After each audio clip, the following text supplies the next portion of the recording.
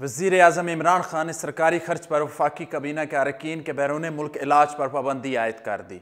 पाबंदी का फैसला गुज़श्ता रोज़ वज़ीर आज़म इमरान खान की ज़ेर सदारत वफाकी काबीना के इजलास के दौरान लिया गया। बैरून मुल्क इलाज पर पाबंदी का इतलाक वफाकी काबीना के अरकान के अलावा मावनीन और दीगर आला हुकाम पर भी होगा। वज़ीर आज़म इमरान खान ने यह फैसला अपनी ज़ेर सदारत इजलास में लिया। वज़ीर आज़म इमरान खान की हदायत पर काबीना ने इस पाबंदी पर मबनी नोटिफिकेशन का इजरा कर दिया है। गुज़श्ता रोज़ के काबीना इजलास में एजेंडे के तहत बरतानिया और आयरलैंड से कैदियों को मुआहदे की मंजूरी भी दी गई, जबकि लिबर्टी एयरलाइन के लिए क्लास 2 के चार्टर्ड लाइसेंस की मंजूरी भी ली गई।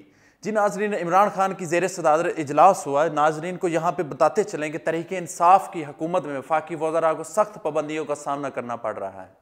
वज़ीर आज़म इमरान खान की तरफ से 20 अगस्त को ही वज़रा के सरकारी खर्च पर बैरून मुल्क इलाज पर पाबंदी का ऐलान किया गया था, जिसका गुज़श्ता रोज़ काबीना से मंजूरी के बाद बाकायदा नोटिफिकेशन जारी कर दिया गया। मौजूदा हुकूमत ने वज़रा को गुज़श्ता ईद उल अज़हा के मौके पर महज 2 छुट्टियाँ दी थीं। वज़ीर आज़म का काबीना में इमरान का कहना था कि ये 2 छुट्टियाँ भी सरकारी होने की वजह से आपको मिली हैं, वरना हरगिज़ ना मिलती।